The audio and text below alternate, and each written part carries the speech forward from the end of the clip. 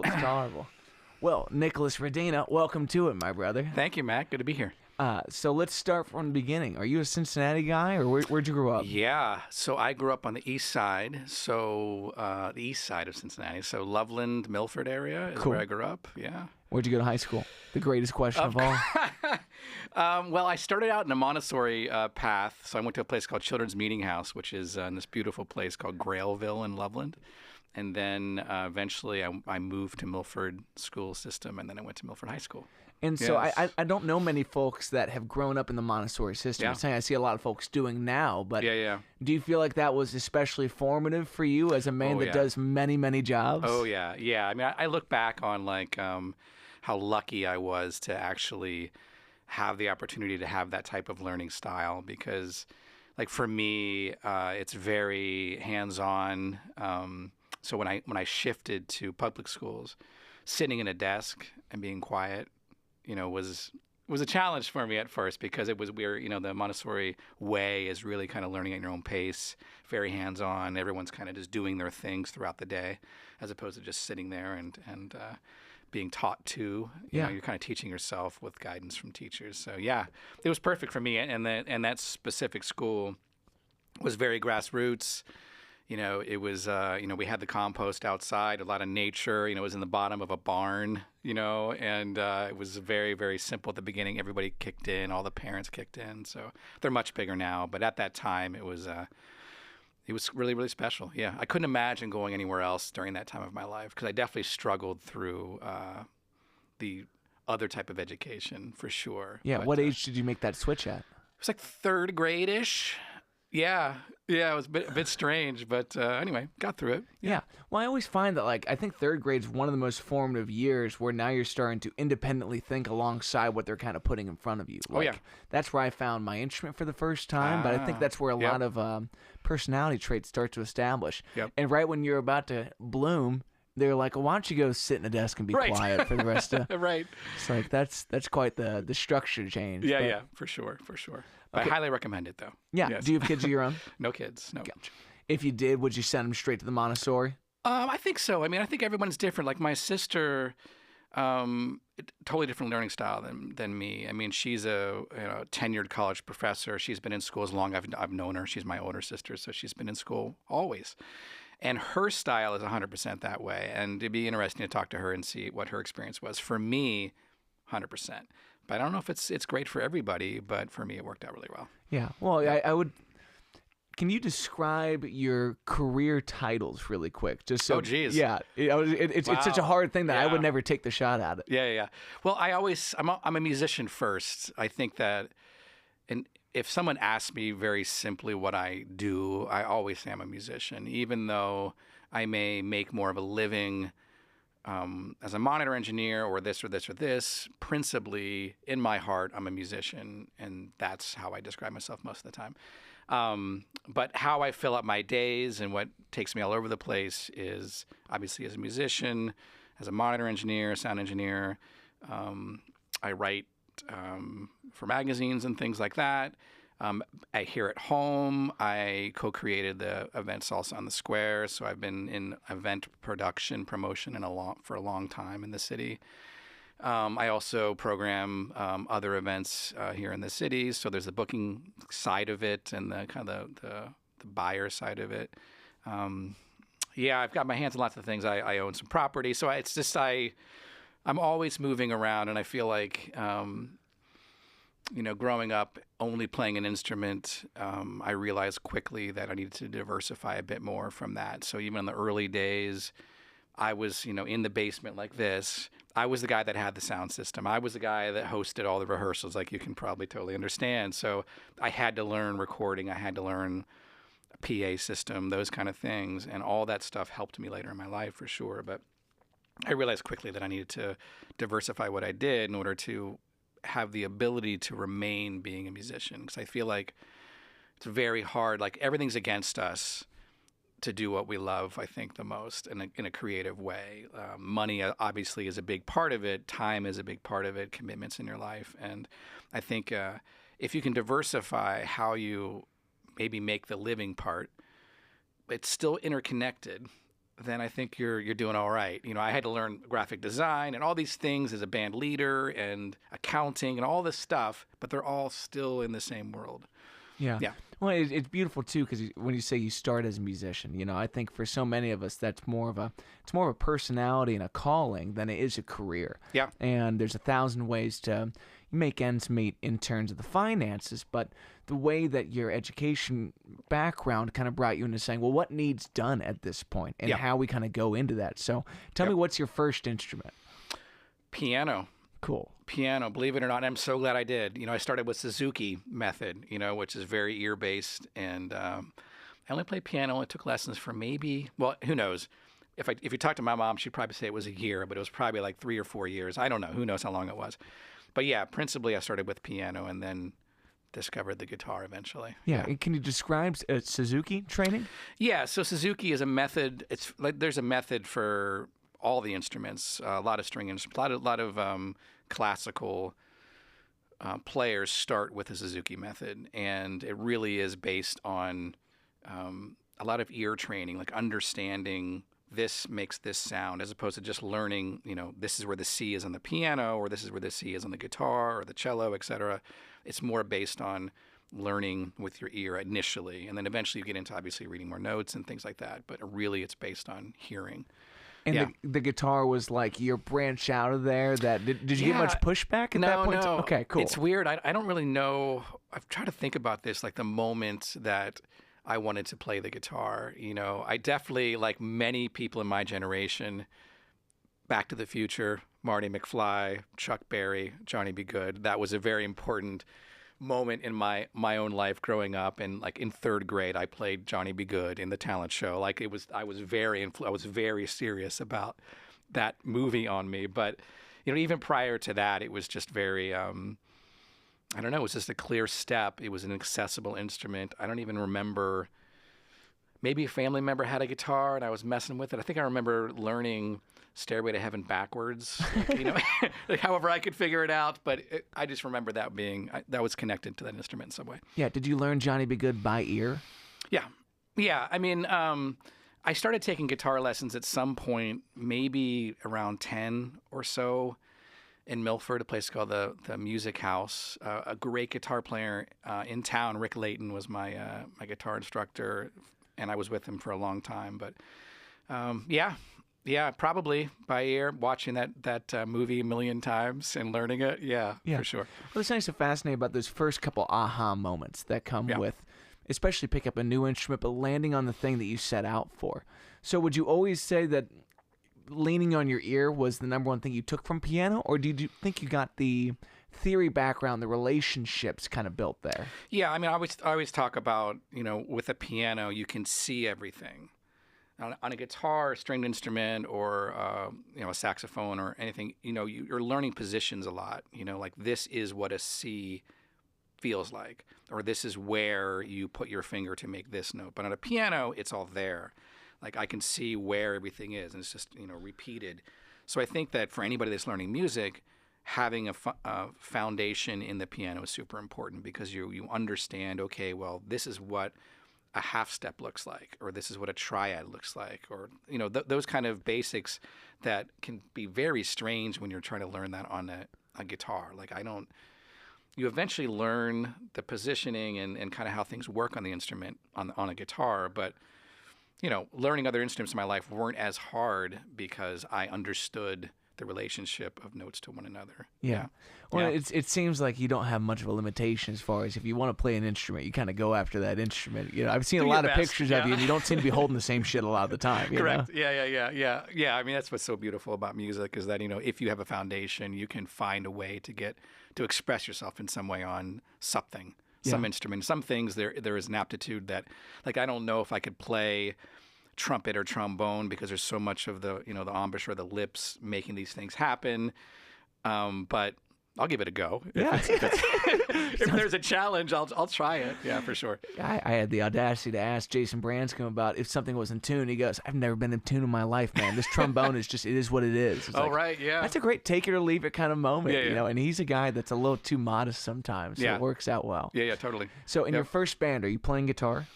Yeah. So when I was a kid, There was, back then, there was I think it still exists, radio station 700 WLW, and there was this kind of famous DJ named Gary Burbank, and he was a big-time blues connoisseur, and he had a restaurant called Burbank's, and he had a couple restaurants in the area, and at the time, I was playing guitar, and I was learning, Def Leppard, and all the tunes that every guitar player I think learns. A lot of Zeppelin, AC/DC, all the things. I was kind of here I am playing the guitar, and then my dad mentioned this opportunity to me, and I remember going to Rick, my guitar teacher, and saying, "Teach me the blues," which was, I mean, if you talk to Rick now, he'd probably be laughing so much, at that moment, but I was totally serious,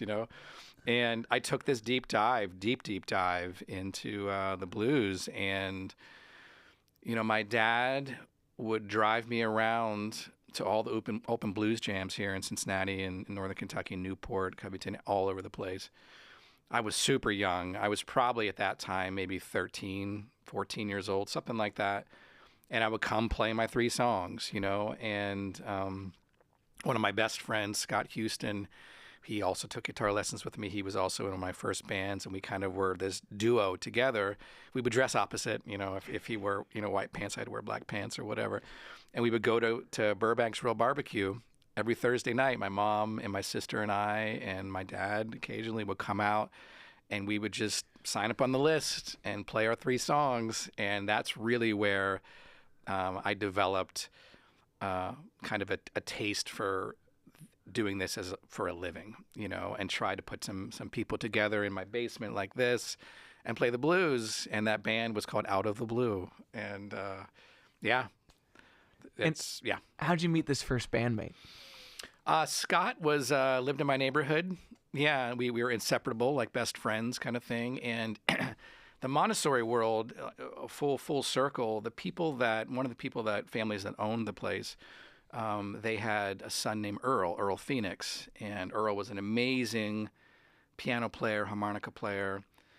And at one of those blues jams that my dad would take me to one night, there was Earl sitting in, and it was just like this complete moment, because it's been years since I had been at his school, and we hadn't seen each other forever, and this was this moment, and Earl came aboard, and he was a perfect fit for all that he sang too. He was a total showman, amazing.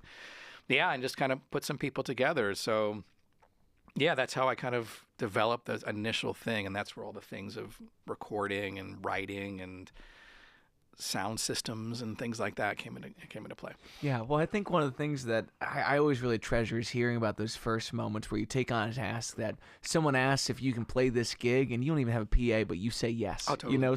So what is that first gig where you're like, I gotta buy mics and cables? Like, well, do we need stands? Can we? For me, one of the first gigs was literally at on my dad's house on his porch. They were having some sort of party. And I was going to play the gig. I was probably 11 or something, and I remember all I had was my stereo system, and we plugged that in, and that was my PA system, something I would play records through, kind of thing. And I was always very serious, I was always, this is the gig, guys. We got to dress for the gig and do the gig. And yeah, that was but it was never I guess for me, it was just never a question of, yeah, we need this, or we're going to do this, or I'm going to grab this, and we're going to make this work in some way. Because I don't know if it was good or bad, but the people that I was with, they were all very complimentary to what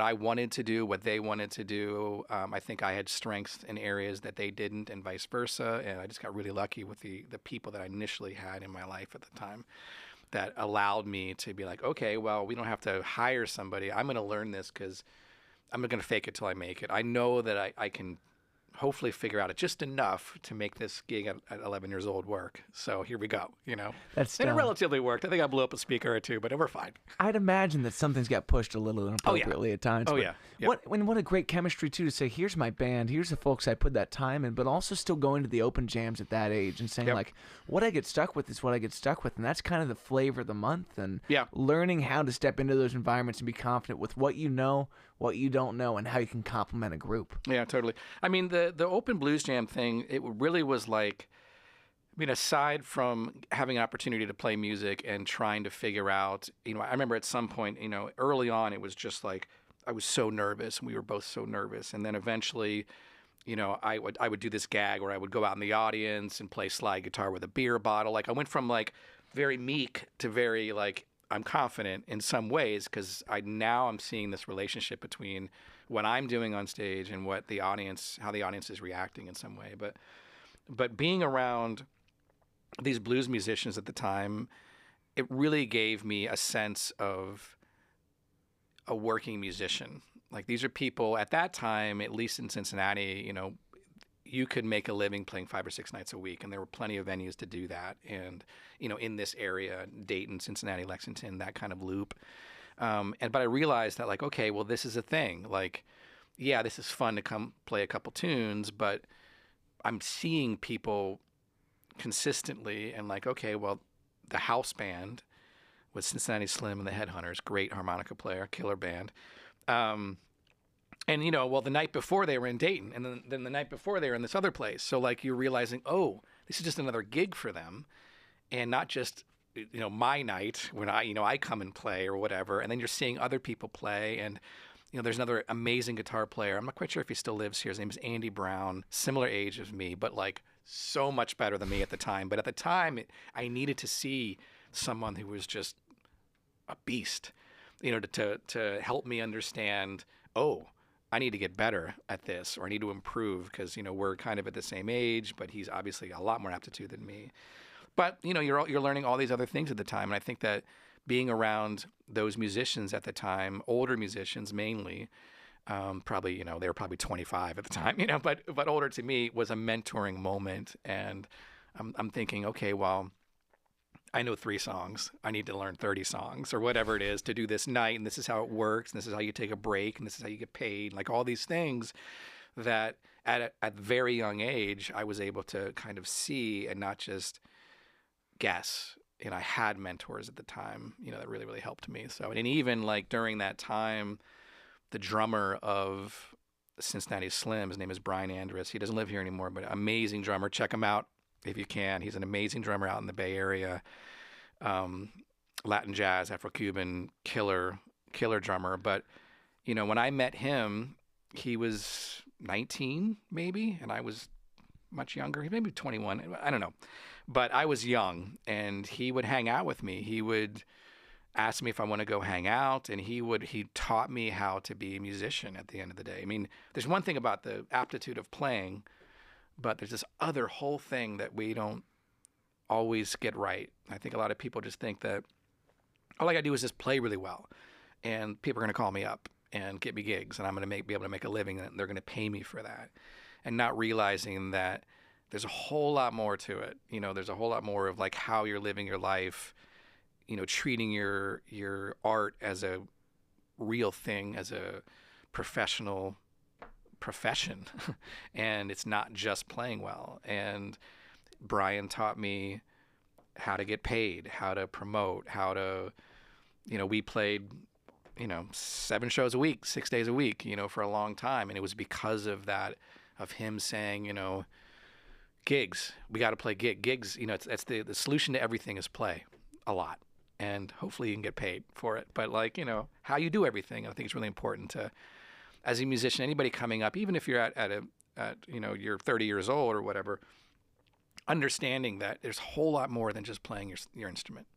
I mean, even like when you see people that are extraordinary and that's all they do, there's a team behind them that has brought them into your world for you to be able to even know that they exist. So there's a lot there. So I think that if you're able to treat your career, your art as a career, I think you'd be better off. Yeah. Yeah. When I love you touching on the aspects, just like there's so much else to being a musician outside of your instrument. Yeah. I think one of the best things you can do for your level of musicianship is to play something else, to expose yourself to how what you're picking on 6 nights a week actually plays in the band, not versus where you fit in the band. You know, where your instruments kind of sonically fit, but also where you fit in terms of leading the group. Are you part of the load-in team? Are you the guy that's going to be mixing? Are you the one that's going to get paid? Or are you going to reach out about gigs? Are you going to make flyers? 1,000 different things. Yeah. And what's funny about all that too is like your name is part of a litmus test in this city of like how invested are you in the professional setting of this. If someone asks if they know if do you know Nick Radina, it's like that's a question of how long have you been in this, you know, how far do you actually go with this. And I think that's just it's a testament to the fact that you've stuck your neck out in all these different parts to be a musician, to be there for other musicians. I appreciate that. It's a beautiful thing, man. You know, Cincinnati, I'm such a fan of Cincinnati. You know, I've been all over the place, and this city, I mean, obviously I was born here, but there is a sense of camaraderie, a sense of community. The city isn't too big, you know, and it's still affordable to live here. And I feel like everybody, the music scene, the art scene in general, is very collaborative. And, you know, we all can't do this by ourselves. We need each other. We have to work with each other. We can't, you know, be exclusive in some ways, and the inclusion part really is important. And from the beginning with me, I don't really know why, but I just felt like helping people is way better than keeping everything close. You know, like protecting, I think that mindset doesn't work. I feel like the more you give, the more you get back, but you don't give to get back. You just give, and that's just the way it is. And we've got amazing people in the city, and I've been so lucky to have opportunities to stick my head out and take these risks and try to move forward in some way, or help someone else move forward, or help a group move forward, or whatever, because that's only going to help me, I guess. I never think of it like that, though. I just think about that's just what you do. And the people you mentioned earlier, before we started, you know, these people that are in the city, I think they share a very similar type of attitude about it. And I remember years ago someone telling me about somebody else that was kind of a bit not upset, but just questioned, like, you know, I was kind of, at the time I was writing a bunch of articles for Live Sound magazine, and these are all like fundamentals, like, this is how you do this. Like, these are the things I wish I would have known when I was trying to learn all these things, you know? And so that was kind of the concept of the column, and it was all very fundamentals. And I just remember hearing this rumor, I guess, that, you know, you're giving away all your secrets kind of idea. And first of all, you know, we're not saving babies here. You know, this isn't like, you know, come on. But I think the concept of protection and keeping things too close to your chest doesn't serve you. And we can only get better by sharing our knowledge and trying to help people and push it forward. And, you know, I guarantee that I've gotten more work or made more of a living by sharing than ever by keeping. So it's a beautiful, my philosophy. Yeah, you certainly wear it well, and it definitely affects the outer scene. But tell me about this first genre jump then. Okay, you're playing in blues bands. Yeah. When's your mind just like, I got an itch, I got to scratch it, let's go? Yeah, I mean, obviously when the blues band was happening, I had this drummer named Jason Henley, and incredible. He was maybe 15 at the time, 14 or 15, but like, you know, when you see like somebody on something and their aptitude is just like, you don't even understand why they're so good, you know. And somehow we connected in some way, and that was my drummer. We had this amazing situation. And unfortunately, he had a really bad accident happen to him, which left him paralyzed, brain damage, that kind of thing. And he's still alive. He's amazing. At what age? He was 16. Yeah. It was very tragic and terrible. You know, very sad. So, you know, moving on was hard at that point. You know, with someone like this is somebody that's basically your part of your family in some ways. And at that time, Brian, who I mentioned earlier, Brian Andrus, he was leaving Cincinnati Slim at the time, and I asked him if he would join my band, not even thinking he would ever consider that. And at the time we were playing at, other Burbanks. We were doing gigs. I mean, in high school I was playing, I was on the weekends, I was going out and playing in bars, when I could.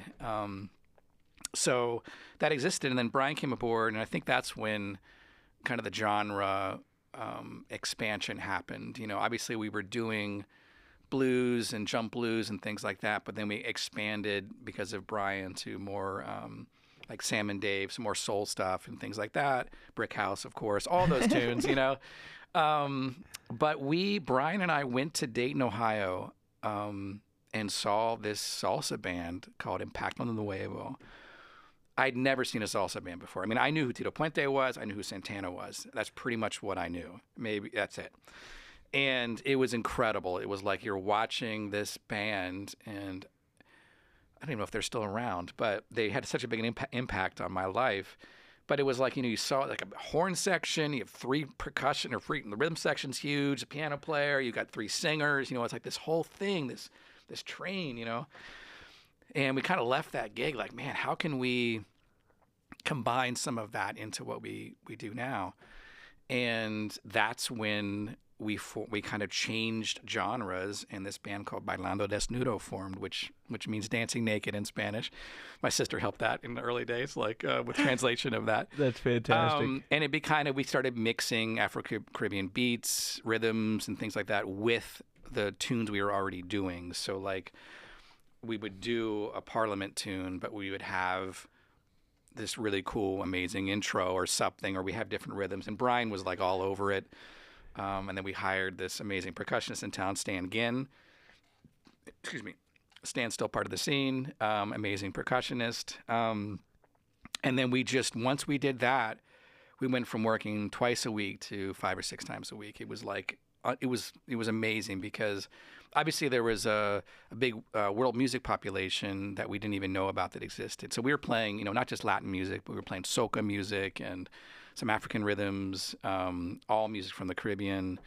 And we just were able to go with it and just experiment with things. And there really was no one else that was doing that at the time. And we had an amazing amount of fun doing it. But yeah, that was the jump. And I think that, like, if you really think back on that time of, Brian really pushing, hey, let's learn this style of music. I remember trying to learn like the tumbao of Latin music, and I couldn't get it. I was just like, and eventually you just get it, and then it's like, okay, everything makes sense now. That kind of idea. But Can you describe what that is really quick? Sure. So in like, if you listen to salsa music, you'll hear something called clave, which is, this is 2-3 clave, and it can be flipped around to 3-2 clave. I won't get too involved in that, but there is a pulse that exists with Latin music, and it really is, if you listen to the bass player, it's on the and of 2 and 4. So to be nerdy about it, that's what's happening, but it's very hard to feel that. You can read that, or someone can tell you what it is, but it's not until you really, really understand how it fits into everything, then everything becomes a lot easier. Like for me, I struggled with it, and then my good friend Katina showed me how to dance, and from that, it was like a moment of like, got it. Now I understand where the pulse is, like physically where the pulse is, and then musically it got way easier. So yeah, so understanding that thing. But in the early days of Brian introducing this thing in this band, I mean, if you really like look at the timeline, like Salsa in the Square wouldn't exist if that moment wouldn't have happened. Tropicoso wouldn't exist if that moment didn't happen. Like, Cincy Latino Festival, all these things wouldn't have happened, in some way if it wasn't for these moments. If you look back on your life of like, wow, because we learned this music, now I was able to bring this to the world with all my friends, kind of thing. So it's kind of crazy to think about the timeline of things. And, yeah. Well, I especially love what you're saying about like when you step out to dance to the music, we have a fear at this point in time of dancing to music you don't know. Yeah. But there's a sense of surrender as someone that's there, incorporating into the music in that kind of a way. Yeah. You're letting the drummer dictate how you feel while you can actively observe some of these other things, whether you love the lyric or you love the smells or you love the vibe of what's going on. And so stepping out there and actually being a part of it, was this like a structured dance class? Or was this you two in the kitchen and her being like, no, come on? It was funny. Like during that time, I met Katina. She was working at a restaurant and Venezuelan family. And we would go over to her house on Sundays. Her mom would cook, her dad would teach us Spanish, and she would teach us how to dance. Oh, dude. And it was so impactful to us in our lives at the time because it was almost a full band, I think, at the time of Bailando Desnudo. And it was so important to us at the time because they were so happy that we were doing this music. And that was a big thing, I think, early on. I mean, Cincinnati has a pretty rich heritage of Latin music in the city. There's a great writer, photographer, musician, Victor Velez. He wrote this book called Salsa Natty. And he goes all the way back. And maybe we can put that in your show notes or something, because it really shows you the entire line up till, maybe 5 or 6 years ago of all these, what existed that no one really, it was not really, like Salsa in the Square is very visible. And that was the kind of the design of it. But prior to that, there was a lot of things that were just kind of a little bit underground. And so it's a beautiful way to look at kind of the whole path of things from the beginning to the end. But that family was just very supportive of what we did, and we're still friends to this day. But how important, I think they know, but it was so important that we had that time, that we were learning, eating, talking, like living a life, and that influenced our ability to play this music hopefully more authentically, because we put a lot of work into it, and we were just 5 white guys trying to make it work at the time. So yeah. Well, I also love this recurring theme of the way that you were taught to learn, where it's like, why don't you fall head first over curiosity into these things and say, like, it's not just about feeling the music, it's about being around folks that live by this catalog. Like, were there any records that really made a big influence on your education in that time? I don't know. I don't know if I could. You don't have to claim one as the end all be all, but like just things that you remember picking up one day and being like, I'm going to learn today. Right. Yeah, totally. I mean, I definitely, in my early days, B.B. King was very important to me at that time. Elmore James, like a lot of the early blues stuff was very influential on me at that time. With the Latin world and the kind of the world music vein, this is going to date me, but the internet kind of really wasn't 100% happening, and we were still dialing it up, man. But there was this catalog called Descarga, which was like the end all. Like if you needed anything in world music, you could order this catalog and you could find it, and this company would source it somehow. And that was kind of our Bible of getting this music, because there really wasn't YouTube. I mean, there were obviously record stores, but even you don't even know what you're looking for most of the time. And especially then, we didn't grow up with this music, so we were trying to figure out, kind of connect the dots of who is important to listen to, who's not. But yeah, there's so many great records during that time. I don't know if I can nail it down, but I totally understand. Yeah, totally. Well, I love this expression I heard a couple weeks ago. Like, your left hand is what you know, but your right hand is who you are. What was it like to change who you are on the rhythmic side once you kind of learned this dance, to learn how to redevelop your playing style for this? Yeah, I don't know if it was a redevelopment. I mean, it definitely was a feeling. I mean, who knows? I mean, I don't know if I ever really was like, bing, I can play differently now, or feel it differently now. It was important at that time. I was learning timbales, and I was learning, it was important to learn the rhythms. I did a lot of independence exercises and things like that to kind of feel where clave sat, and feel where, when something's out of clave, how do you even know it's out of clave? So those things were really abstract to me. So I had to find ways to learn how it felt, because when the clave is crossed, as an example, someone who's grown up with this music, it's almost like dissonant. It's like, you're crossed, you're wrong, because everything is based around that foundation of this specific direction and type of clave. So if the piano player is playing a 3-2 and this guy's playing a 2-3, it's just not going to clash. It's not going to be as cool. It's not going to be great. It's not going to groove as well. Yeah.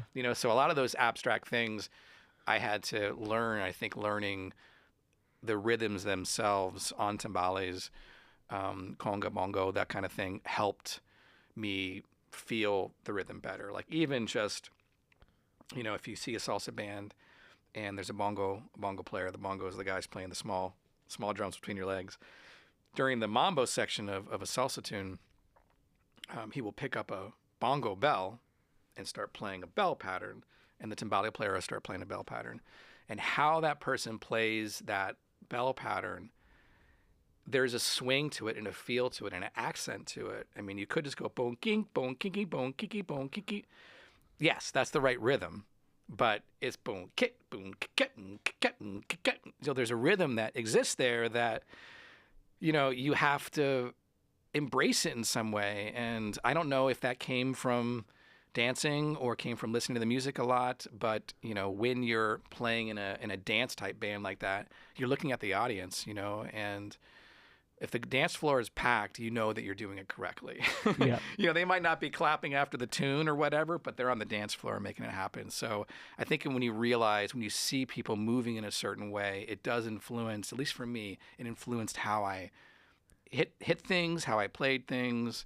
When I switched to playing when I added the Puerto Rican Cuatro to this, I had a fundamental background of playing the guitar, so it wasn't a big mix, but it was definitely a different style and feel than strumming chords on a guitar, that kind of thing. So how is a Cuatro tuned? Can you? Yeah, so there's two different kinds of Cuatros in the world, as far as I know. So there's a Venezuelan Cuatro, which is has 4 strings, makes sense. It's kind of like a ukulele, a bit. That's kind of what it looks like. The instrument I play is a Puerto Rican Cuatro, and it's 5 doubles. So starting from the low string to the higher string, the B, E, A, D, G. So B and E are octaves, and A, G, G are doubles. So it's like a 5-string bass. So cool. It's low B. Yeah. Puerto Rican Cuatro. Yeah. It's awesome to watch you play that. But like when you're still in, tell me the name of the band again. Which one? Bailando Desnudo. Yes, exactly. So you're playing guitar in that group. Who's giving you percussion lessons at that point in time? Brian. So at the time, Brian and I lived together, and we would rehearse in the basement, drum sets in the basement. And Brian, at that time in his life, it was like family drums. That was pretty much, his, he taught during the day, gigged at night, practiced. That's all he did, and there was always a drum set up in the basement, and he was always practicing. And obviously Stan Ginn came into the picture, and both Stan and Brian were just this unit. They really figured out everything themselves. And Brian was doing some very creative things on the drum set, which if you saw him play today, very similar type of things. But the two of them, for the most part, yeah. I mean, there were some musicians in Cincinnati that I knew, but there were very few, honestly, that I knew about at that time that I could go take a lesson with, that I felt confident in. It really was Brian helping me kind of develop that in Stan. Yeah. So you moved from guitar to playing a little bit of Puerto Rican Cuatro in that group. Yep.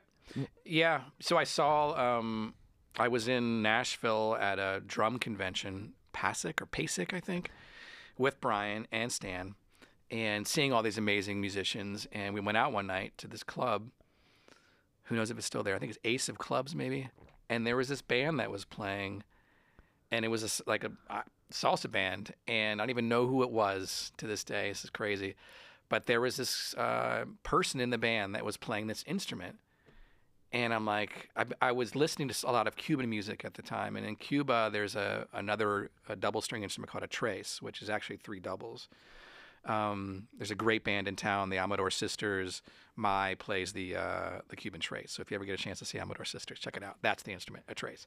Very similar sounding, though. So I'm hearing this instrument, and then I go to this club, and I hear this instrument. I'm like, that's the instrument, So somehow I get home from that trip, call the club, figure out who the band was, somehow get to the band leader and be like, hey, who was playing that thing? And he said this guy named Larry Cheney, who was an amazing guitar player. Larry has been with Edwin McCain for a long time. He played the Cuatro on Edwin McCain record, which no one really probably knows about. Like this instrument that is very like off the grid, he kind of brought it to the world. And we talked on the phone. He's like, yeah, this is the Puerto Rican Cuatro. So I had a friend who was going to Puerto Rico, buy me one. it was like kind of this, probably the cheapest one you could possibly get, but it was mine, so I started learning all this stuff on the Cuatro and realized I was learning all this Cuban music on this Puerto Rican instrument. So I was learning because I thought this was kind of a trace, or that was the sound I was hearing by listening to all this Cuban music. So I have this background, a bit more of kind of a Cuban feel than a Puerto Rican feel at that time. So that's kind of how that developed into my life, and learning how to. And the Puerto Rican Cuatro is like, it's not a mandolin, but it's a smaller instrument. So the scale is takes some getting used to at first for me, but I caught on pretty quick. Yeah. A lot of single note lines, or do you ever kind of chord along in a mando feel? A little bit. I mean, I stretch it a lot. Like, obviously I'm playing this instrument. At that time, it was a lot of nylon string guitar kind of thing, and the Puerto Rican Cuatro. And didn't play as much electric in that band. It was just more of a world music kind of vibe, it just felt better in that way. But there's traditionally, it's a lot of single notes. There's something called a montuno, so boom, it's a lot of single notes. But it sounds beautiful when you strum a chord. And you kind of hear that sometimes in some moments, but not often. So a lot of the stuff that I do that's not necessarily playing Latin music, I'm influenced by that, but some of the stuff that I do on my own, a lot more chordal type things. It's really a beautiful instrument when you play open chords, because you have this double situation, you've got this octave situation, and just the scale of the instrument. Yeah. It's really cool. So when you get this first one, do you have to outfit it with a pickup? Did you go through this process? Yeah. Oh God. Yeah. I'm sure it sounded like, if I think back on like doing those gigs, I'm sure it sounded terrible. Who knows? But yeah, they recorded really great, which is really fun. This last project I did over COVID, I used that instrument for one of the songs, and I listened back to this record. I'm like, wow, that sounded really good. And it was really a very cheap instrument, you know, but it was important to me. Yeah. Well, it's a sense of arrival in like this new chapter of your life. Yeah. And, it seems like that instrument of all of them is such a strong convergence of all the different influences. Mm-hmm. And there's a moment where you stop imitating your heroes and you start reciprocating to your heroes. The inspiration that you've been given is now coming out in this way that sounds like a little bit of everything that you've always loved. That's beautiful. Yeah. So this record you did during COVID, what is that? Yeah. I just released it on my birthday last week. So it was something, thank you. It was just a little four song thing, and it was during COVID, and it was kind of a challenge to kind of get it done in a certain period of time. And I really kept to that. I'm going to definitely have this done by this period of time. And I was being challenged in my life to do that.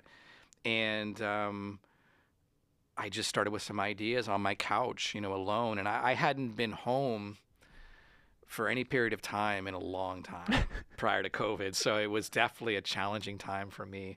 And I would take walks every day and, kind of get these ideas together. And then I just started reaching out to friends. And, can you play on this for me?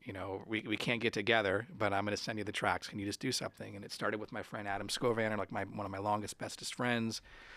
He played fretless bass on this, and I started passing it around to more friends. And it was amazing. I sent, I don't know if you know Michael Ronstadt, cello player here in town, incredible musician, incredible guitar player, incredible cellist.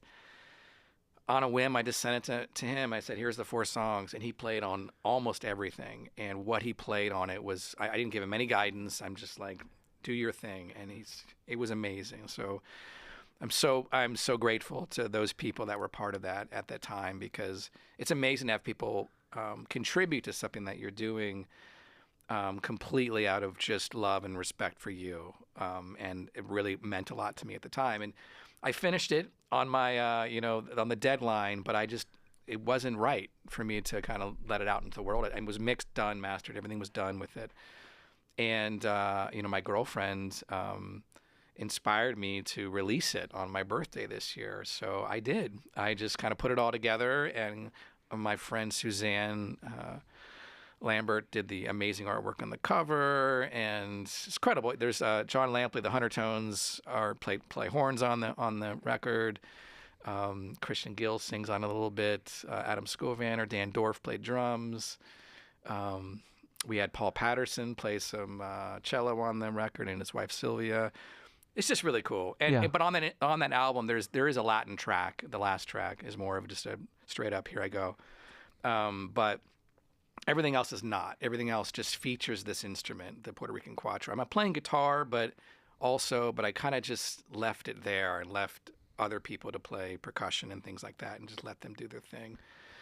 So that record kind of features that. Yeah. What's the name of the record? Where can we find it? The Cuatro Album. Cool. Yeah, it's everywhere. Yeah, it's out everywhere now. Yeah, check it out. Under Nicholas Radina. Nicholas Radina. Fantastic. Yeah.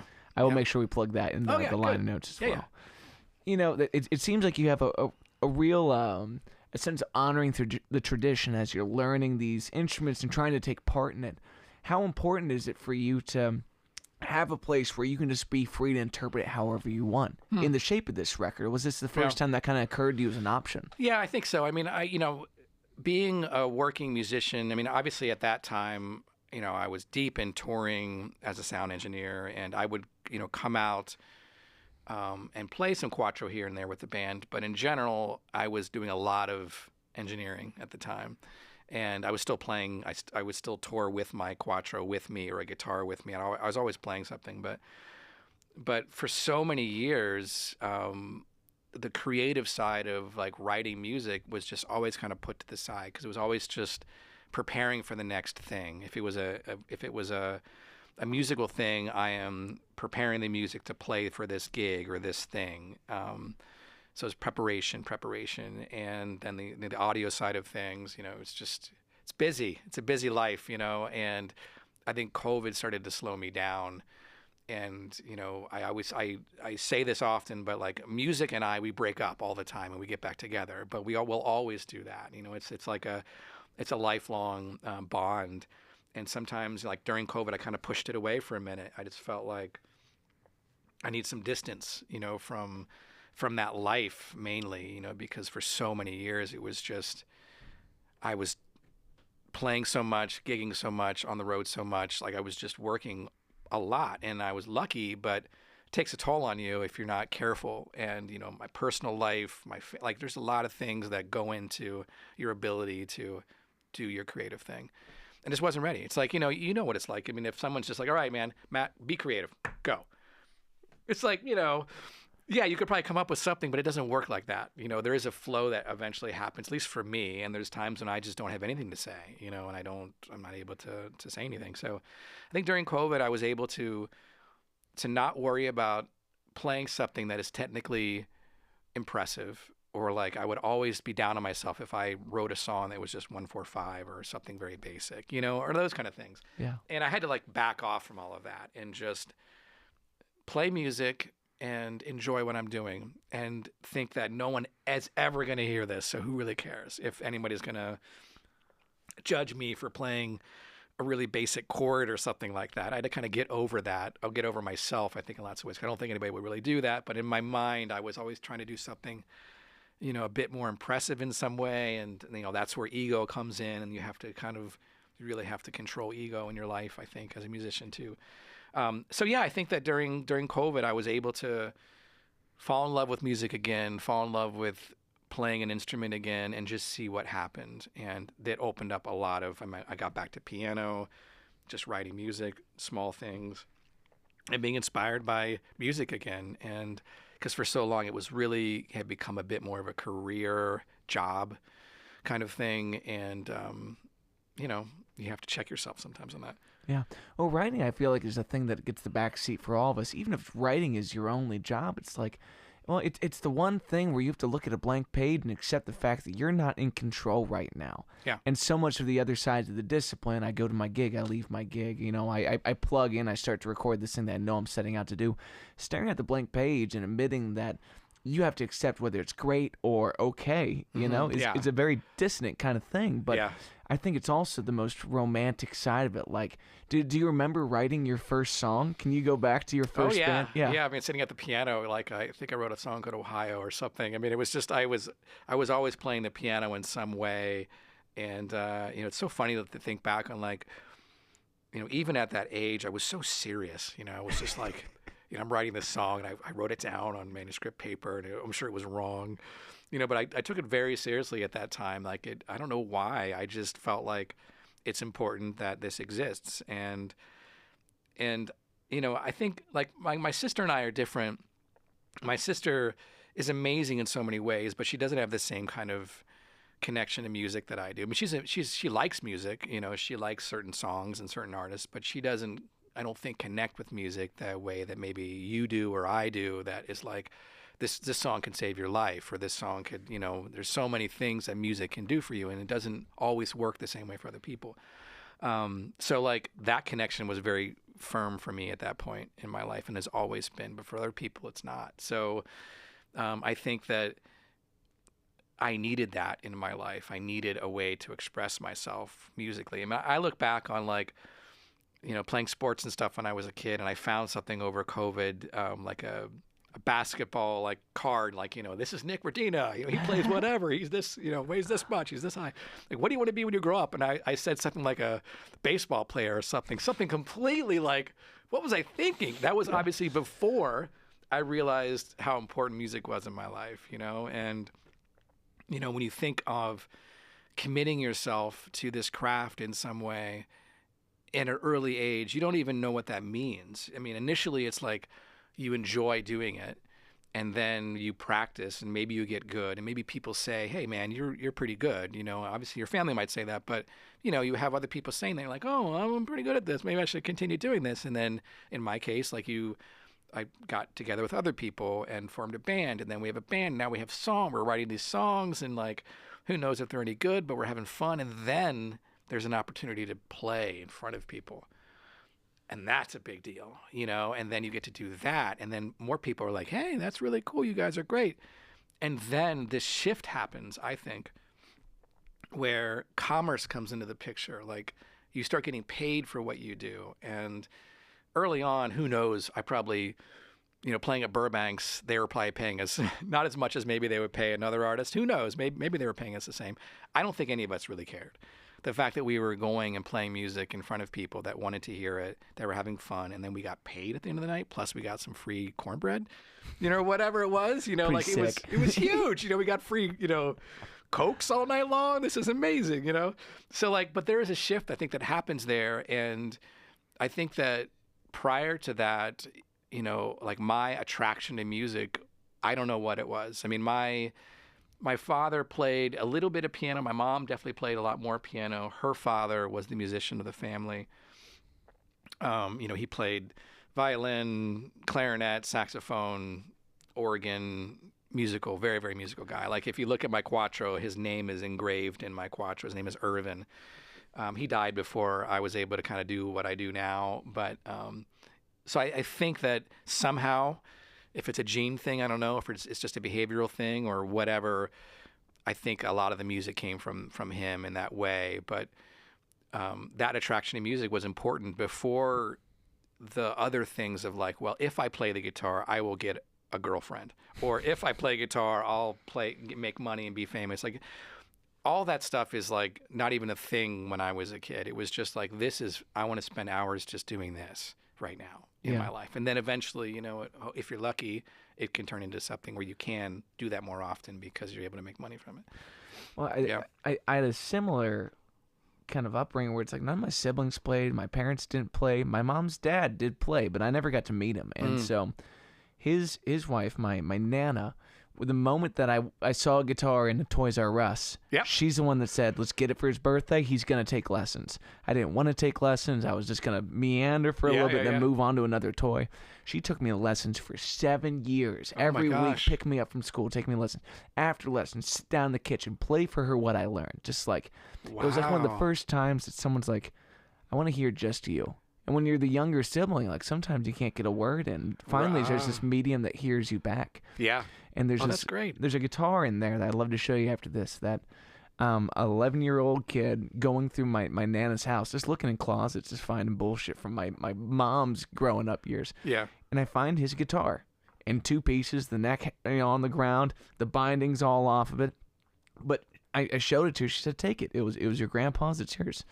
And it just sat in pieces here until about 2 years before she passed. I started getting it worked on. Literally the day before she went, I got that guitar back, and the last thing I ever did with her was play that guitar for her. Oh, that's beautiful. Yeah, man, that's amazing. It's one of those things where you feel so much confidence in the fact that the music is here for you. Yeah. More than so many other things in this life. Yep. And it's odd the way that songs, as much as we may judge them by the time that they land on the page, it might be you that needed it, or it might be someone else that needed it. Totally. But in the ultimate moments of fulfillment, it goes from being passive, you're in the car, you're at the gym, you hear the song, you know the song, to being the song that saved your life. Yeah. The song that framed that moment. So many other folks don't say, how would I describe this to the best of my ability? Well, it's a D minor, baby. The saddest of all chords. Right, yeah. These things are so potable, and you never think about it on the way out when you're a kid sitting there with a manuscript paper. But one day it sits for you, and it's there for other people for the rest of your life. It serves purpose outside of yourself, which is the greatest thing. Isn't it incredible? I mean, thanks for sharing that. That's a really beautiful story. I mean, I really believe that, I've said this before, that music is the closest thing to magic we have, like as human beings in this world. Even like other animals, I feel like, music is this thing that, for whatever reason, is a way to express like all the emotions necessary. It doesn't always have to be sad emotions or anything like that. It can be so many things. But for whatever reason, most of us, respond to that in a certain way. And it's the most important thing. Like, you feel like this person has written this song and for you, obviously, that kind of thing. Or, you would have said the same thing, or what's being said is an amazing way to say it, or you don't have the ability to say that, and you give this song to somebody, and whether they know it or not, it's saying what is important to you, or what you can't say to them or whatever. It's an amazing thing. I think about like the difference between me as an artist playing music as an instrument, and then me on the audio engineering side of things. And I mainly am the monitor engineer, and I'm the guy that's on the stage mixing for the musicians on the stage, and I love that position as opposed to being out front at front of house, because you're dealing with the actual musicians on the stage and what they're hearing. And I'm a musician myself, and I don't really know how you can be a monitor engineer if you're not a musician, but because you're able to speak the same language in some ways. But at the end of the day, like, there's all this technology that's involved, and there's a lot of things that require a high level of aptitude, and the pressure's on and all the things. But your job, my job, is to make that person on the stage feel as comfortable as possible so they can do what they do for the people out there and create those magic moments of music. It's not just the song often. It's also how it's delivered. It's the moment. I mean, seeing live music with people that, if you go to a concert and this is your favorite band, I mean, I watch people in the front row at OAR shows, and like, all different ages, and there are kids out there just front row on the rail singing all the words, because I'm sure that their parents have been like driving them to school every day playing, this, in this case, OAR, so, but like, you're showing generationally, what's happening with passing down meaningful music to people to, and then for some reason, the magic of it, the kids associate something with that, and it's just as important to them, and it's speaking to them in some way. But in those moments, like, even if I'm not playing the music, I'm hopefully helping the people that are playing the music at that moment feel as comfortable with their instrument, how they sound, how they feel as possible, to just do what they do. Because once you get, out of a club and you go to larger venues, it gets weird. It's, how it's just like, it just gets bigger, and the intimacy is difficult, because there's a lot of space between you and even the front row, and then it just becomes like there are people out there, and there's a lot of them, and there's you on the stage, and there is a bit of a disconnect that can sometimes happen, and that's why I feel like a lot of times the magic of music it happens so often in smaller venues. When everyone's just all up in your shit, and like, there's this thing that happens, and it doesn't always happen, and it's just like, you're on stage, or I'm playing, I look over at you and you just kind of give me a nod, and like, it's just a moment where everything is working. like musically, the band is on, the audience is just with you, and the whole room is just like this magic moment. It doesn't always happen, and that's the thing. It's a kind of like a just a drug in some way. It's like tomorrow's gig, we probably won't have that same connection for whatever reasons they are, you know. But like magic can happen in those moments for you and the people that are experiencing it. Yeah. Well, and your role is so painfully intimate as the monitor engineer, where it's like, I'm trying to get you that extra 3 to 5% that makes this magic, baby. Yeah. And that means I'm living in your headphones, kind of looking at you, saying like, what do I need to do on a general bus to your mix to what's going to make you a little bit happier? And then those guys look at front of house, who is the only opinion that matters at that point, and saying like, this is what the crowd gets, as long as all the issues have been solved by you. And that comes from large technical to, are they happy up there? Can they feel it? Because there's something so potable about a small club where it's just actual monitors and you're getting that feel in the room. It's like, I've always loved the feeling of someone being right up so close that they could turn the power switch off on my pedal board. Yeah. But the moment that actually happened, I said, these people need to step back. Right. It's crazy. I was like, I can't believe someone actually finally did that. So there's a sweet spot in there before it turns into a mass of people. Yeah. And it's you in the front barricade. These people have been camped out for hours to hear this one song. And they want to see you having no cares in the world, like you've done this 1,000 times, like you're just writing it for the first time and sing it to them. And for you to be part of the responsibility factor of getting them out of, there's something wrong with my headphones, why does the stage feel like this? One time I saw Rod Stewart, he's like, would you turn the bloody fans down? I'm freezing up here. It's like, you know, it shouldn't be the monitor engineer's job, but it kind of does fall in your hands. That we're on the same team. Who are they going to talk to in their headphones when they get on the on that mic? It's like, it's all coming back to you. Right. Yeah. It's true. Was OAR the first band that you really held that position kind of in perpetuity with, or were you doing monitors for a while? Yeah, I mean, I was the house engineer at the 20th Century Theater here in Cincinnati for about 10 years, and that's kind of where I cut my teeth in lots of ways on kind of higher level touring acts, because at the time, you know, it was just me and monitors were from front of house. It was a very limited sound system. It's a beautiful room, but a very challenging room because it's very reverberant, and it's, you know, once you have a drummer, you're kind of done. But I learned so much in that room, and a lot, and that's where I didn't know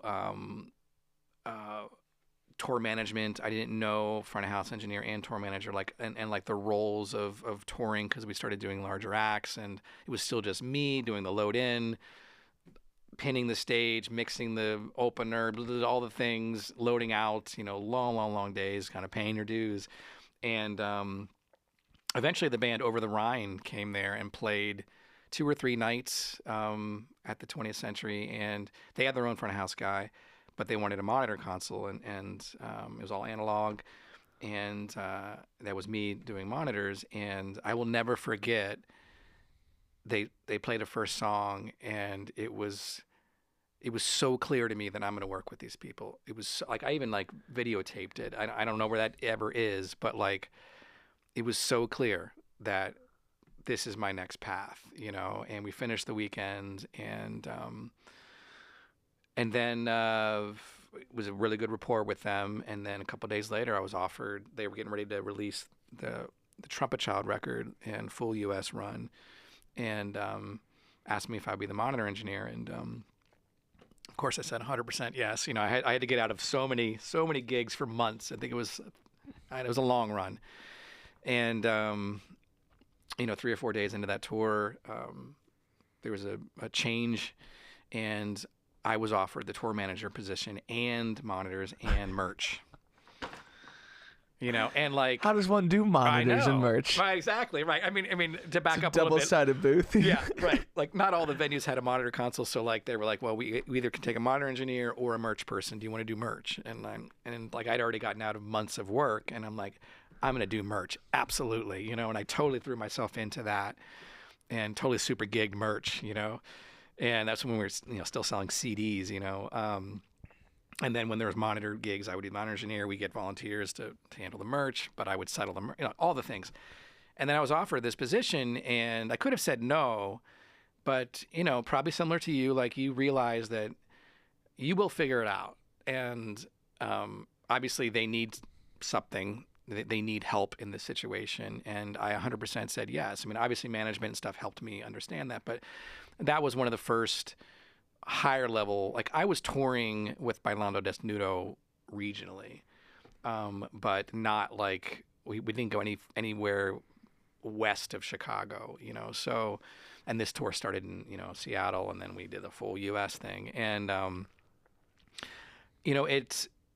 it taught me so much, like by accepting that position, because instantly you have a whole lot more responsibility. You were obviously, back then, it's so crazy to think about this, but like there was no Google Maps, there was no Waze. Like the first thing I did was buy a GPS for the van. It was a van tour with, 2 vans and trailer kind of thing. Learn how to drive a van with a trailer, like all these things, hotels every night, tour buses, hotels every night. That was the hardest part, I think, of the job, is like, getting to the hotel and, late after the gig, and are the rooms ready? Are they pre-keyed? Like even current tour managers deal with this at the levels that I'm at. So like, learning all of that, learning about tour accounting, learning about settling shows, and being the monitor, you learn so much. But if it wasn't for that opportunity, it wasn't for me saying yes, even if you reverse backwards and say, when they're like, we can either, do you want to be the merch person? We can't really afford 2 people. If I would have said, no, I'm an audio engineer, I would not be where I am today. I really believe that. Like, because of their generosity, Over the Rhine's generosity at the time, Karen and Linford, of kind of taking me on and trusting me in some roles that were definitely challenging for me. But, at the time, you're just super gigging. You're just going for it because it's the greatest thing in the world. Like, if you've, there's a lot of people that I tour with now that went right from wherever they were, young people, right to a bus, and they never ever were in a van driving across the West. Like, it's an amazing way to see the United States, is, in a van, with your buddies, in a band, And it's day 29. Yes. And everyone's asking you a million. What a beautiful, not only way to see the U.S., but to get to know yourself on such a more intimate level. Like, no day should you ever expect yourself to be the same, including other people making their own changes. But to be so willing to take on the challenge, like there's a great line between look like you know what you're doing, admit when you're not, and then be excited about learning these things. Where it's really like, holy shit, man! That's a wild. How old are you when this is going on? 20. I don't know, mid-20s maybe, something like that. That's awesome. Yeah, I look back on that, and if you follow that line, I was with Over the Rhine for about 7 years or so, 7 or 8 years, and towards the end, I was just a person in the band. I was playing. I'd moved on from kind of the audio engineering side, and I was just playing. And I was playing everything I could. I was playing percussion, cuatro, nylon string guitar, electric guitar, singing, tons of fun. So musically, it was an amazing thing. But during that time, an audio engineer came aboard named Mike Larcey, and Mike Larcey from Cleveland, he was the monitor engineer at the time for OAR. And eventually I stopped working with Over the Rhine, and that's the time when he started mixing OAR. I went from 2 acronyms, OTR to OAR. And then their OAR's monitor engineer, they needed to fill that.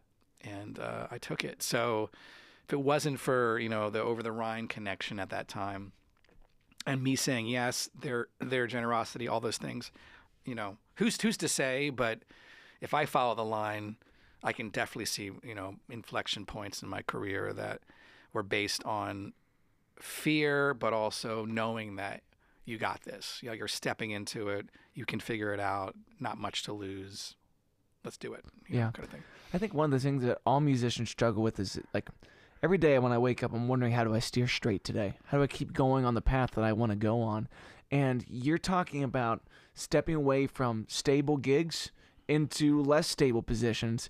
And when you look back in retrospect, you can feel like, yes, I made the right choices at all these points in time. But like, how did you weigh that out? Like, who are you kind of talking to about these things? That it's funny. I really wasn't. I mean, what I knew, it's so crazy. Like with the Over the Rhine thing, like I didn't really know who they were. I knew they had a reputation in town for a long time. I knew they were kind of a hometown band that kind of had some success.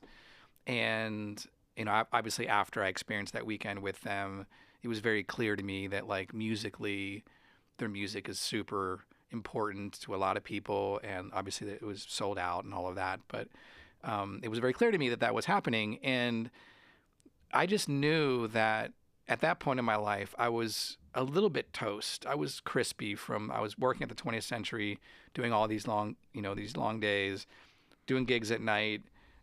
I was just working. At the end of the day, you're just working. You're getting it done. And making a living. And I was ready for a change. And I was ready for like something else. And this is something I always wanted to do. Like start touring or seeing the world at a different level. Not just being the band leader with my own band in a van, trying to make it work, and how do we pay for gas? That whole thing. Like, can we get to another level of that? And like, I felt like that was a level. So for me, it wasn't, I kept it quiet from some people. I got all my gigs covered, but yeah, I mean, I knew I was going to get paid a certain amount of money per week as long as I didn't get fired. And at that time, the amount of money they were offering me, which was very, very little at the time, well, now I guess, or however you want to look at it, it was a lot of money to me at the time, but I never even thought about it. I never thought about money. I just knew that I have to do this. I'm going to do this. And whatever happens, happens. When I come back, I can always, hopefully, go back to the gigs I was doing and still be able to eke out a living. But at the time, I knew it. Like, there's sometimes it's just clear to you of the next step, but sometimes it's not. And, I've had moments in my life where I had to make decisions that I didn't have enough feeling or information to make a decision that felt right to me. And I think often the advice is like to, it's very basic, but like pros and cons, and really like so much of our decisions are dictated by fear.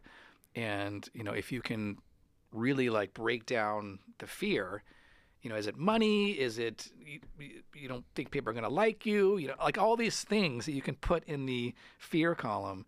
But then there's this other side that like, what if like just changing the language around, like this is going to be great because I'm not going to do this because I'm afraid or whatever it is. I think really can help guide that thing. And obviously the younger you are, sometimes the more freedom you might have with commitments in your life. But, if your partner will support you, I feel like, it's a hard thing with relationships and family when you're gone all the time, regardless if I'm playing music and quote unquote touring or I'm a executive, traveling all over the place. Like it's a hard thing to navigate, but the person that you're in a relationship with loves you and wants the best for you, and you find a way to figure those parts out. So there's a lot of things that kind of go into that decision at the time, but I would advise everyone, like if you are afraid of taking a step into something, like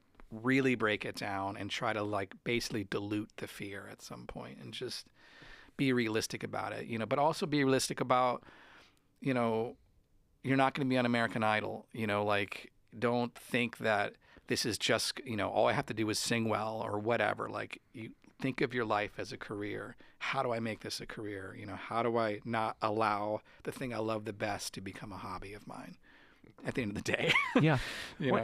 I have a trumpet friend that she had told me, like, you shouldn't monetize all your passions. Like, the greatest listeners that I know in my life are avid players, but they haven't said, well, my bills don't depend on me playing. I play because I love it. Mm-hmm. Having so many different tiers of people that commit themselves to the music. There's so many amazing listeners that have never touched an instrument and they don't care to, and they're lyrics people, and I don't understand lyrics people as much. Yeah. It's not as much my game, but it's like whatever makes you crazy about this, sharing that is such a beautiful thing. Yeah. And, I really loved the way you talk about breaking down and changing the language. Like manipulative and persuasive are the same word. It's just a context thing. Yeah. And having that willingness to say, like, well, is this feeling my gut excitement, or are there dire consequences to what I'm choosing here, and they don't look good, Yeah. What's it been like over these years to continually come home to Cincinnati and see some of these things build out, like Salsa on the Square, and just the general community that, I feel like, especially in your situation, it's hard to know if you're home or not, you know? So you just kind of walk into rooms that you hope things still going on. Right, yeah. And that's hugs and kisses all around, yeah. you know? Yeah, I mean, early on in my touring career, I was so proud of doing it. I would let everybody know I was doing it. And I realized that was backfiring on me because people thought I was gone all the time, you know? And I was a lot, but I wasn't gone all year, you know? So it was always important to me to remain connected to the work and the things I'm doing at home. So because it's so common with touring musicians or touring anybody that, you know, you're not home. So people kind of forget about you but you are home in between a tour or a run or whatever. And like, you still want to be able to do what you do if possible and not just become only a road person. And it's hard to manage that. So for me, I changed the language. You know, if someone asks me if I'm available, I'll just say I'm already committed that day or I'm tied up. You know, I could be in Mexico that day for all they know, you know, but like, you know. And the first couple of times, how do you not say like, dude, I'm about to be you know, hanging out in Mexico playing this festival? It's like. In the early days, yes, because, you know, the ego is winning in those days because you're, you know, all those things. But when you start really thinking about it, like breaking it down, like if I'm going to hire you, Matt, to go do a gig for me and I've called you 30 times and you're never available, I'm probably not going to continue calling you. Not because I don't think you're good. It's just I'm a band leader. I got to fill this position. You know, you're always gone. And I think a lot of people think I'm always gone and I'm not. And I try to remain at home. So changing the language of that I think is important. But I stay connected. Like there were years that I was on the road that I really struggled with. You know, when you're out there for weeks and weeks and weeks at a time, you know, you form this new reality and this new family because, you know, you are obviously with a lot of people every day and you're with them all the time and it's your new family. You know, you're living on a bus.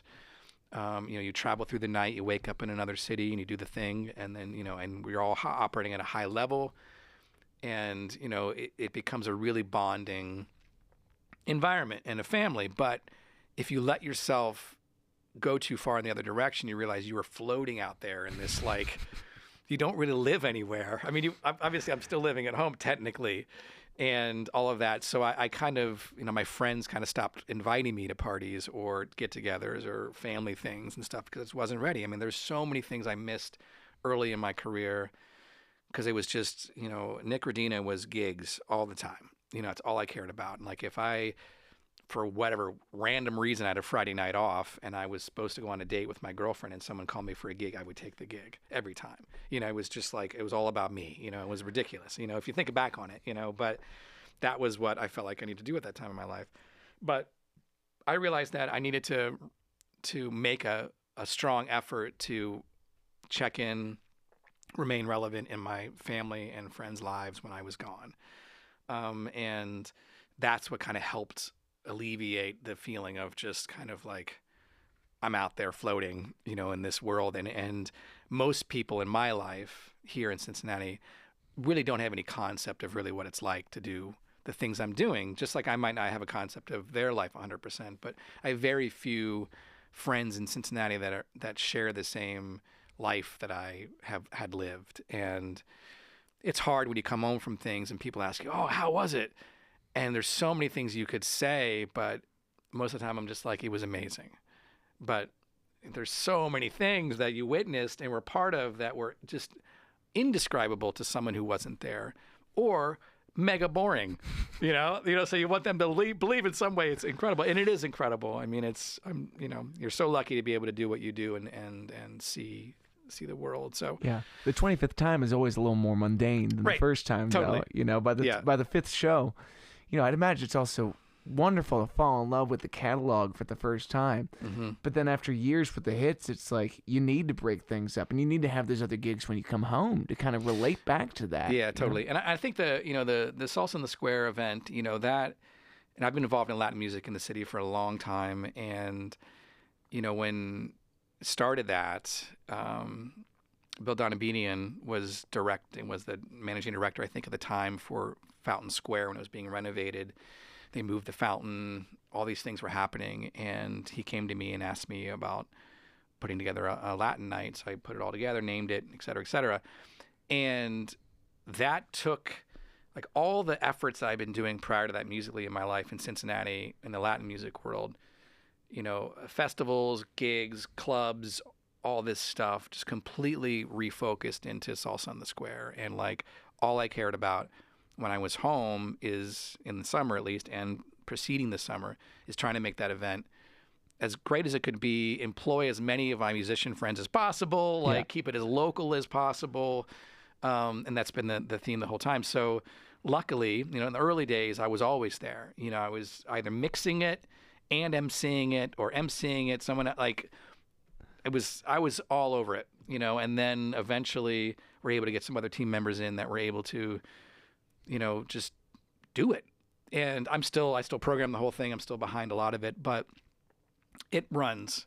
It's hard to tour because, it's in the summertime and I'm always gone in the summertime. So I'm able to play a couple times there or be there at the event early summer, and then I'm gone, until October or something. So I'm really grateful to the team we have at Salsa on the Square that kind of keeps it all running. A lot of people I don't think know that I'm behind a lot of that, and I don't really care anymore. Like, it's just what that team has created and what the bands, instructors, and the fans have created their event. Yeah. Like, it's. I hope it lasts for as long as possible, way past the time I'm not involved in it or I'm dead. It's just like, I think that has become something that is so important to the city. It's so important to so many people. It employs a lot of musicians. It's just like a really positive thing that has just morphed into Cincinnati's salsa event. Is that event, you know? I think it's great, you know? It's almost like I always think of a great producer as someone that is very capable of leaving their thumbprint, but they can make it as transparent as they want. That's good. And initially, this used to be your thumbprint. Yeah. And then one day, it doesn't even need to be there to be there. It can exist. It's not necessary. And like that's such a beautiful goal for the art too, to live its own life outside of you. Like whether it's removing your sense of self from the song on the way out, you get to be the artist, but the song's gonna live its own life. Mm-hmm. The program is gonna live its own life outside of you, and that's a beautiful goal for all of us as we start to try to build community. Yeah. So when you come home, you go from the routine of I know every time I wake up, I know every time I sound check. Like it's pretty clearly it's very regulated. Yeah. I get back in my coffin about this time, and then we take off. Yep. What do you do when you get home to hop into that routine? Yeah, I mean, it's gotten a little bit easier for me over the years, but the sleeping thing's a bit weird, because you come home, like I used to sleep really, really well on the bus because it's just like it is a coffin in lots of ways and very dark and everything. And during COVID, I was having trouble sleeping, and there was a bus driver, a friend of mine, that was still out driving for people, not bands, but like people would contract tour buses and take family trips together. And I asked him to like put his phone in the bunk and have it record for a while. And then I made a 8-hour YouTube loop of it. It's like bus sounds, to help people like me, feel better. Oh my God. But coming home was a bit weird in that way with sleep sometimes. But do you still listen to that? I don't need to anymore. Okay. Yeah, but it's still out there. So if you're having trouble sleeping and you're a touring person, and there's other people that have done it too, of course. There's some Nat Geo shit, Yeah, totally is. Yeah. I think the one thing that coming home can be challenging. Like for me, like I live where I live is everything's walkable and a very sense of community. And like first thing I do is just get out of the house and walk and be in my neighborhood and just experience that and kind of feel a bit more home in that way, and really try to embrace that part of it. You're right. I mean, it definitely. Like in my world, it's, you get up, there's breakfast, there's load in, there's sound check, there's the show, there's the after show food, there's the load out, all the things. And then you do it again. And it's very like everything on tours like that are all designed so you can do the thing you were hired for the best you can. So a lot of the responsibilities of your life are taken away, like laundry, all that stuff. You're just like, you've got the app, you got Master Tour, you know what time you have to do all the things, and you're there doing the things, and that's just the way it works, And you come home, and then now you have to do your own laundry, you have to do your thing, which is not a big deal, of course, but it is a different thing. But one of the biggest things I think that a lot of people struggle with away and at home with coming home is, if you have a relationship at the time, when you're gone and you're talking to your partner, like what you're doing is not any more important than what they're doing. Even though you're in front of 50,000 people, it doesn't matter. It's like, you know, what they have going on at home is not any more important than what you're doing. I mean, you're both equally, and communicating, all those things are very important. So, but coming home often, I had to learn this for many years. Like, I just need a couple days of being alone. Because, like, we have days off with touring, but it's a day, you know, if that, or it's maybe a day room and then you get on the bus that night. Maybe if you're lucky, it's a full day off, sleep in a hotel room, and then get on the bus the next day. But the thing is you're surrounded by people all the time. It's your road family, and then it's all these new people you meet every day that are part of the crew of the venue, and then you've got all the people, all the fans, and it's loud, and you know, it's an intense environment, and then you're on that environment for, you know, sometimes months at a time, and that's just your life, and that's what you're doing. So for me, when I come home, I have to kind of shed some of that and just kind of have some Nick time of just being home alone. And that can be hard when you have relationships or family and they want to see you, and like, and I personally just need sometimes a little bit of a break. I've gotten better with that, but it's still something, because I do feel like in some ways it's just the people, it's exhausting. You don't realize it's exhausting, but it is for me. You know, it's just, you're just constantly around activity, and to find a sense of quiet and to be alone is a challenging one. Even like for me on days off, I mean, I used to always hang out with my tour mates and have a great time on days off, but now I'm just like, everyone knows Radina is just doing his own thing, because usually I mean, it's nothing against them. I just have to get the closest bird scooter and just escape for a little bit. Totally. Take like 14 showers. Yeah. Yep. Well, it seems like it's like walking on one of those like moving treadmills at the airport, where it's like even when you're stopped, you're still going. Yeah. And then you get home and now you're walking on your own for the first time. You're like, am I allowed to stop for a second? Right. This shit's crazy. Yeah. Yeah. Big time. Yeah. Also, you said something earlier in the show, and it gives me this visual that I think musicians really understand, where it's like if you drive home with the windows down and the radio off, and you sit there with the silence of the world for a second, you're like, thank God. Yeah. They're gone for a second. Yeah. You know? And it's you admire the silence for what it is. It's like so much of what it means to be a musician is defining the space within the silence, realizing where you don't need to be so other things can exist. Yep. And then for nothing to exist in that space, it's like, it's almost art in and of itself. Yeah. You know? Totally true. Yeah. You know, I remember early days of playing music with Over the Rhine, and I realized I learned so much in that musical environment, because it was really when I chose not to play made the most, you know, because it's in that scenario, it's very revealing. Like, it was a lot of trio quartet stuff. So like, you know, and it's very acoustic, and like what I was doing was very revealing, and like, in choosing when to play and when not to play, most importantly, when not to play was probably the biggest lesson I learned musically from that environment, you know, because I went from like, you know, playing with salsa band, and it's like, you know, you're always playing, it's always music, there's never a space, you know, and then going to that to, you know, playing brushes, you know, or whatever it is. So, yeah. Well, being a utility man and also having the engineering side, it's just like, boy, is it like who's doing it? Radina's doing it. Who's doing it? Radina's doing it. You know, it's like people continually putting things on your plate. Yeah. Yeah, I learned early on, like that burned me in some ways. Like, I think we all maybe go through that phase, but like for me, I would never say no. I would always be like, yep, got it. I'll do it. And you know, the whole people pleasing thing kicks in and all of that. But you have to be so careful, because like for me, it didn't work well for me. Like, I got to a point where I feel like the expectation of me was here, but I was kind of hired to be this here. And then when you don't meet that expectation here, you know, and then you're like, wait, hang on, like all these extra stuff I was doing was just extra stuff because, you know, you needed help or whatever it was, like those type of things. And like when I came onto the OAR camp, like I'm the monitor engineer.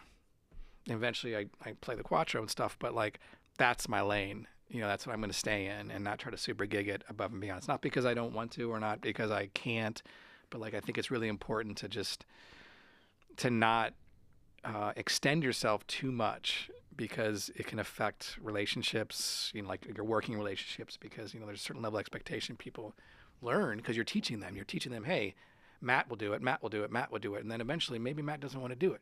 Or maybe, you can't do it that day. Or maybe you just messed up. Yeah. And it's like, yeah, but the level that you're asking this person to be at was nothing like the level that you initially wanted them on for that reason. So, yeah. Yeah, and the only way to reset that, too, is to let the ball drop, which sucks for everybody Totally. involved. Versus you can go above and beyond, but it becomes mundane at the 25th time. So it's like, choose your places. Yeah. Except with your partner. There you can go above and beyond. You can, I can take flowers home many times, and she's still going to be excited. But that's good. When it comes to my homies, it's like, I'm not replacing the batteries in your pack, dude. Like, my voice sounds like shit, and I got to leave. I got to be around myself. Right. Yeah, it's totally true. Yeah. Well, I don't want to take too much of your time today. Is there anything else you'd like to promote while we're on? If you want to find me, I'm everywhere at Nicholas Radina. I just released a little 4-song thing called the Cuatro Album. Other than that, thanks for having me, Matt. This has been really great. Thanks I love for your doing it, basement. man. I wish I had this when I was a kid.